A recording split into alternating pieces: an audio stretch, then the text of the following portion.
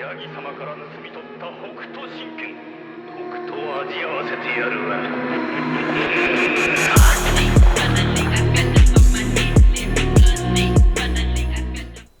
Hey, what is up? My name is Midway and I welcome you all to this dungeon walkthrough. In this case we're looking at a Plaguefold plus 28 on Tyrannical with Raging and Volcanic. The purpose of the video is to just talk about what's going on in the key as well as whatever I might feel at the moment. Now here of course we're going to be imbissing past all of the trash at the beginning of the dungeon. We're not going to kill any of that, we hate the shrooms and we'd rather peek on the small guys, in this case the slimes, and destroy them before they're able to defend themselves. We love to peek on the weaklings, of course we do. So we're going to go ahead and pull everything in here and destroy it with our massive DPS from all these Flavor of the Month rerolls. Now they're all mains actually. But we will go ahead and use our Arcane Torrent so we can dispel the buff on these slimes that would otherwise make them spawn a green pool in the ground whenever they're killed. That would actually do quite some damage, especially if they all stack up on top of each other, so you want to get rid of that if you can, if you are a Blood Elf in particular. Otherwise you're going to have to dispel everything individually, and it's definitely not worth it. Now, we absolutely demolished that pack. As you can see, it didn't even last 10 seconds. Of course, it is not 45, but even then, it would have not lasted that long either. And we are going to take our little time to kill this Belcher as we move towards the next pool. Ever so slowly moving forward and CCing the other slimes that are coming towards us as we see fit. But we can now take our time, get our cooldowns ready, because the next pool is going to be a little bit more challenging. I actually hate that pool very much. It's been one of the worst ones for me. I hate it especially when we are pulling the Belcher together with the Plague Rock. And you have two frontals in the mix, and sometimes it can get quite hectic. We also have two freedoms, you could call it. The Hunter has one on the pet, and of course I have Blessing of Freedom. So we're going to be using that on the tank in order to prevent the damage from the debuff that the Plague Borers are applying right now. As you can see, the debuff will not apply. The Slime Claws will still of course apply their own poison, but the Plague Borers will not do any damage if the tank has a freedom active at that point. So the Hunter took the first one, and now when I see the cast starting, I'll be using my freedom. You can see that the cast is happening and I can see it on the frames because I'm using targeted spells. And there you go, the freedom was active, so the damage was not taken. Now we actually ninja pulled the Plague Rock here, so it's a little bit of a shit show, but it's fine. We can just stay behind everything. So long as the tank is not doing any fancy stuff and moving back and forth, we are safe to stay behind everything and never get hit by a frontal. However, if you kinda get yourself lost in the sauce, you can always bob yourself, and that will prevent the damage from the wing buffet because it's actually physical damage. And you can also go ahead and use that bob to soak the oozes after the Belcher dies. That you can get a 2-for-1 basically.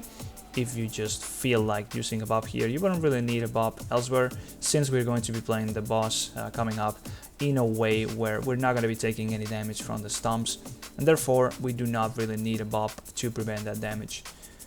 Now this pull, we want to be making the red slime basically not take damage, and for that reason we're going to be using a vanish on it, just so we can then guide it all the way to where the first boss is going to be. Here we still want to be using the freedoms on the tank. However, if you miscommunicate, it's fine, just make sure you have a dispel ready. There's also going to be the gripping infections coming from the Plague Binder, so I would rather advise you to use a dispel for those instead of a freedom, since you'd rather use the freedom on the tank to prevent any damage happening from the Plague Borers casts. And that way, well, of course it's always going to be better taking less damage and making sure your tank doesn't flop.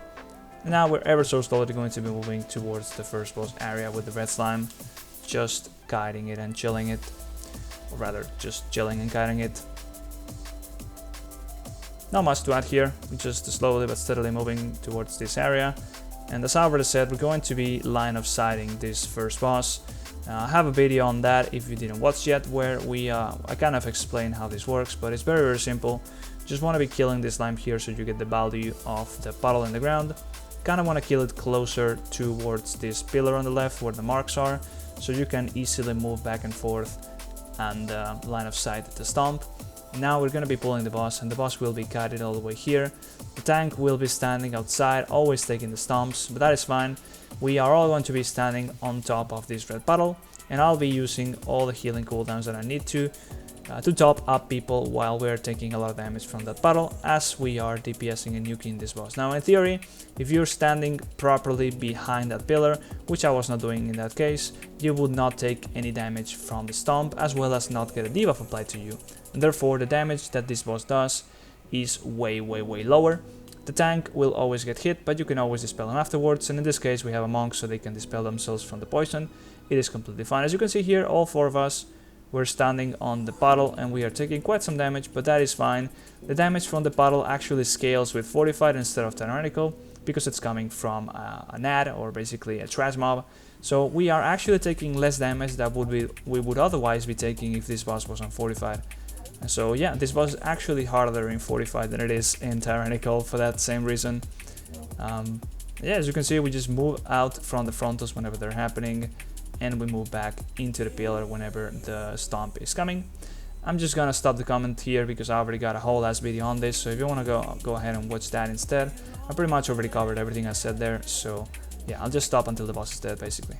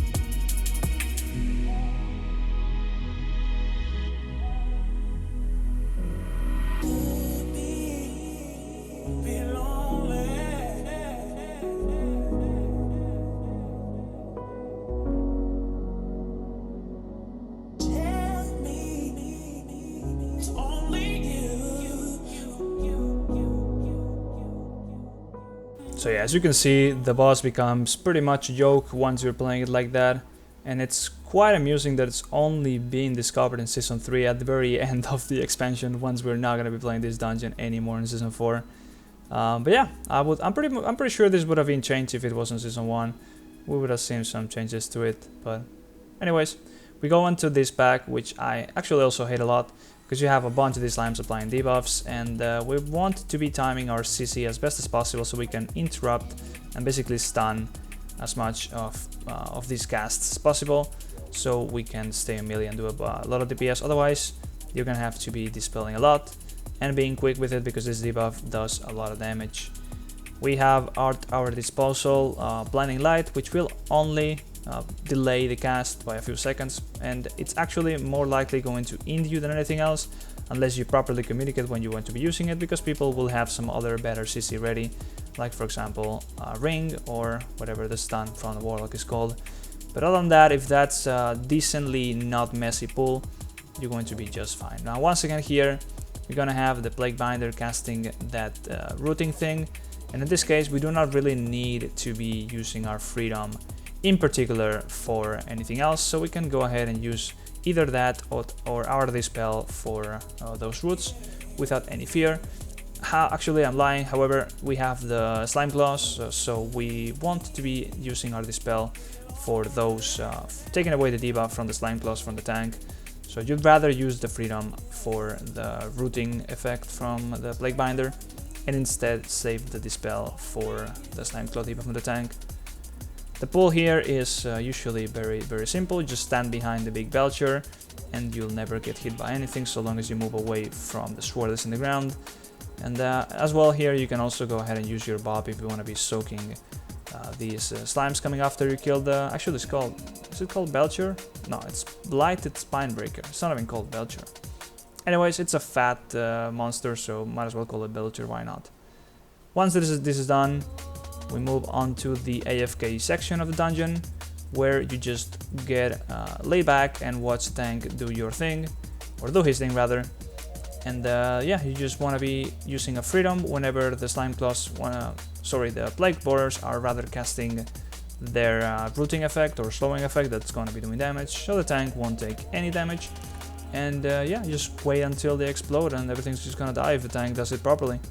Your input here should only really be that freedom and maybe a hotch onto the tentacles if you are assigned to it, or if you just happen to feel like helping out and trying not to eat the key. It's a good idea to be proactive here, and instead of just risking it and not having the hotch ready, or being too late with it and then having somebody getting gripped into the plague borer's bombs. So more of the same, AFKing while the pool is being assembled. Here it's a bit of a story of who's benefiting more from haste when deciding who you want to be dispelling from the debuff that the mini boss will be applying. And it's really a pretty nasty pull when in some bugs it can be very all over the place basically, because there's gonna be some bugs, at least I've done it with some bugs, where they want to be pulling the pack that's like on the exit of this next boss room. They want to be pulling it into the plague borers, which obviously speeds up the dungeon a lot. Usually they do that whenever it's fortified, and it just seems to be a bit awkward because there's a caster in that pack and there's just a lot of stuff going on. There's frontals, there's the things on the ground from the spine breaker that's coming from far. There's of course the plague borers themselves, there's this midi boss casting this stuff, there's the little smallies that are also applying a debuff on the tank. I'm sorry, I'm very bad with names, especially with any mob names. I think it's called little slime claws. There's some slime claws in that pack, isn't there? Either way, here we are just taking it slowly. We did use the plague borers for the pack on the left as we get into the dungeon, and usually when it's fortified, people do it otherwise, and they kill the boss together with that pack, or you can do it however you want, really independently of the dungeon difficulty. It can work either way. But yeah, I wouldn't really think that you need to really speed up this dungeon too much. It's one of the dungeons where you have a lot of time if you just don't wipe basically, and you obviously execute the Gauntlet section correctly, because that's where a lot of the extra time is going to be coming. If you fail to do that smoothly, you'll probably actually have to speed it up either way, or otherwise with other resources. Yeah, here we are killing the congealed slime, the one with the cooldown reduction, or rather damage reduction to whatever is around it. There's a bunch of CCs that have to go out here, but nothing really of notice. There's the, of course, creeping infection that you can freedom if you want to. You don't really need the freedom for anything else, or you can just go ahead and dispel it. I just like to make sure that I try and pre-freedom that, especially whenever we are already fighting the boss. Usually you pull the boss as soon as you kill the congealed slime.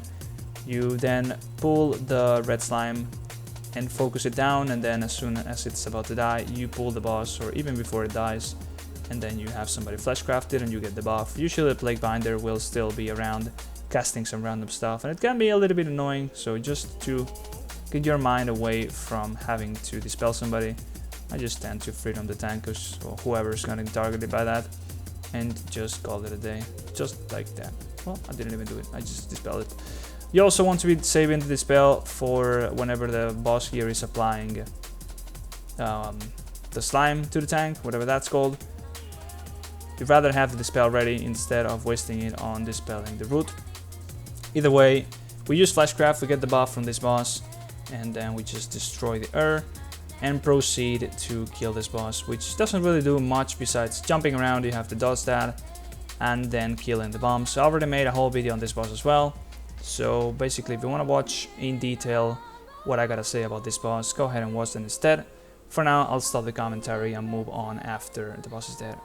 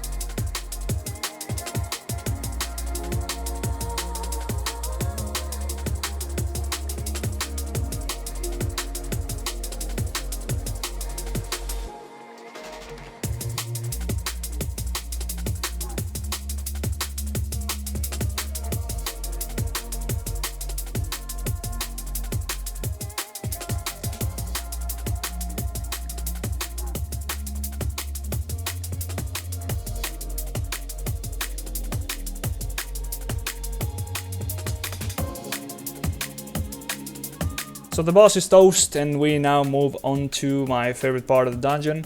I really like these packs coming up, even if some of them are a bit RNG with the shots from the snipers and stuff like that.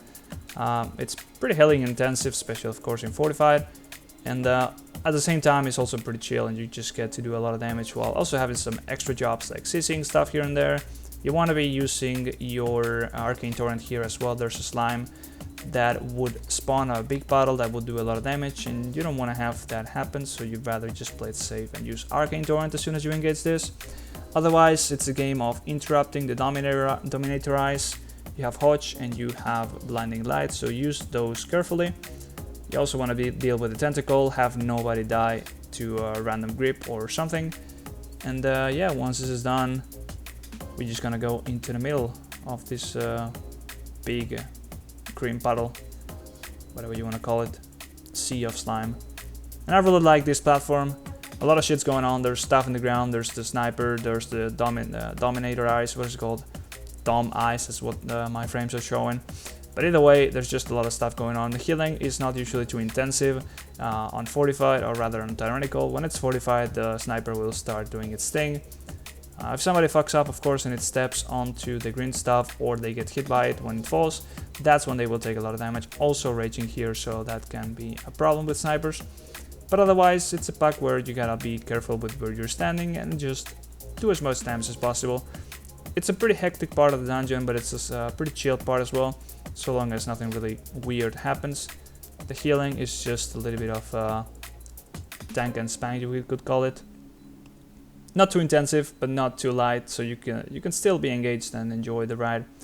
And now we're gonna be doing this big ass tentacle where you want to be freedoming whoever gets gripped. Freedom will be basically liberating them from the grip. However, you cannot stun this big tentacle. That's what you want to be freedoming them. I believe you could also bob them, but freedom does the job. They go up in the air, you freedom, and or in this case I got somebody to tiger slash me, and then you get freed from that and you take no damage. That can actually be a pretty dangerous mob if you do not know that freedom removes you from it, because otherwise if they're not focusing it, you could take a little while to get it killed, and then you would be standing there hanging from the tentacle uselessly. And this is where most bug groups would rather die, so long as they make it past the Gauntlet. These two packs right here are pretty intensive in terms of both CC and coordination and healing and damage and everything. Namely the sniper, but we also have the ambusher spawning the stealthlings. We are going to have people calling out what they have ready to CC the casts from the spiderlings, so they do not ambush and kill somebody. And it's going to be very important to be proactive with CCing stuff and mainly calling out who has what to deal with the Dominator Eyes, or how is it even called? I'm just going to call it Dominator Eyes, why not? I see Dom and I think, oh well, it's probably a Dom, you know what I mean? So yeah, Dominator, I'm just going to call it that. Otherwise, the spiderlings, yeah, just call what you have ready for that and they will basically not be a thing. The ambush will also deal some random damage, so being a little bit spread out can probably prevent some of the damage happening instead of getting cleaved when the ambush happens and the entire group taking damage from it. But yeah, this is really a Fortified challenge. Whenever you are playing this in Fortified, it's actually way worse. But yeah, really helpful if you are looking at who the next target from the sniper is going to be. Always ready with some healing for the next snipe, so you can have a Word of Glory ready for them. And just in case two of the snipes line up, also a good idea to have the trigger ready for a bop, just in case somebody was to be hit by two snipes in a row. That could be deadly. And yeah, once again, we're gonna be moving on to the next boss. And I already have a whole ass video explaining this boss and what I think about it. And actually, I think it's a pretty interesting one since it can be a one-shot in higher keys. So yeah, go ahead and look at that if you are interested in my commentary for this boss. But otherwise, I'll see you after this boss is killed.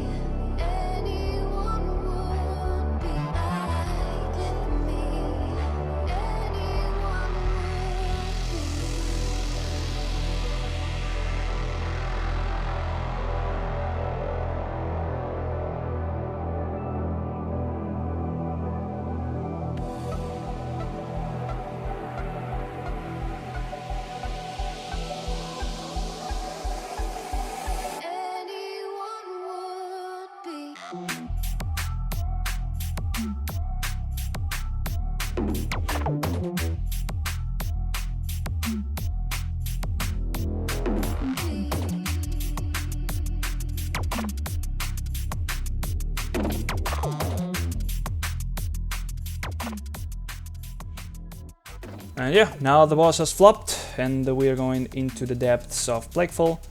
We will, of course, want to clear the entire room ahead of us. There's nothing really important to point out here. You want to be getting rid of every single mob in here and then getting the slimes behind us. Depending on your route, or if you ninja pulled something, you might need more or less slimes from the room before. So that's some adjustment that can be done, but usually if everything goes according to plan, you would kill all 3 slimes and you would always have to clear this whole room up ahead. Some people triple pull everything, some people double pull, depends on what you're feeling that day and how strong your tank is or whatever, but since this is Tyrannical key, all the smallies are just being blown apart immediately, and it doesn't really matter because we have Giga AoE. The Bile Flesh is just going to be jumping around immediately pretty much, and we're just going to be getting rid of the Devoted like if they were not a thing. In this case we have a woe. I think this was a bit of a mistake, but the woe will of course help us go back to the slimes. So either way it's going to be very, very helpful. It really is not a mistake, honestly. The CDR would be pretty useless because by the time you get back to the boss, you're gonna have a lot of the stuff ready. You're gonna get relics from it anyway, so you're gonna get like double which would probably be redundant. So the wall here is pretty helpful to go backwards and get all the slimes. You would ideally have somebody go and then pick up the slime, or otherwise have CC'd it and already be in combat with it and just have a way of breaking that CC so they can start moving towards us, and that way we do not have to go all the way back. But either way, we have the woe, we can finish off the Bile Flesh and just move on to the slimes, pull them all the way here, and yeah, once they're finished off, it's just going to be a matter of killing the boss. I also have a whole ass video for that boss, where I play a little bit like shit, honestly. It's not my best showing on that boss, but I at least can review what I did wrong, and I talk about how I would rather approach the fight if it was a perfect world and I had all the focus in the world, the way I would usually try and make my decisions and how I would want the fight to be played in order to make it as safe as possible. I think it's a pretty interesting approach, and in this case you can see we have three poison dispels, we have 2 monks, and there's me and the tank as well as monks. So there's gonna be plenty of options, and when it comes to how to play that boss, and that's the thing I talk about in that video, is well, you just have so many resources. You have all these damage reduction cooldowns, you have all these immunities, you have all these dispels. When are you going to be dispelling who? It's a big question, rather, really, because sometimes you'd have people that have a cooldown ready for 1 rain, sometimes people will have nothing, so if you arrange that beforehand, it goes a long way. But part of the thing is to realize it in the middle of the fight and be able to assess the situation and take a decision on the fly, and that's what really makes this boss special. It really tests the awareness and the skill and everything about a healer. It really does. Now here we misplay a little bit and we kill the red slime before we pull the boss, so we're not going to be benefiting from standing in the puddle. However, we're still able to fleshcraft it and get a buff from that. And yeah, as I already said, I already commented this video or this whole boss in another video, so if you want to watch that, go ahead and check that video. For now, I'll just let you watch the rest of the fight, and I'll see you at the end for say goodbyes.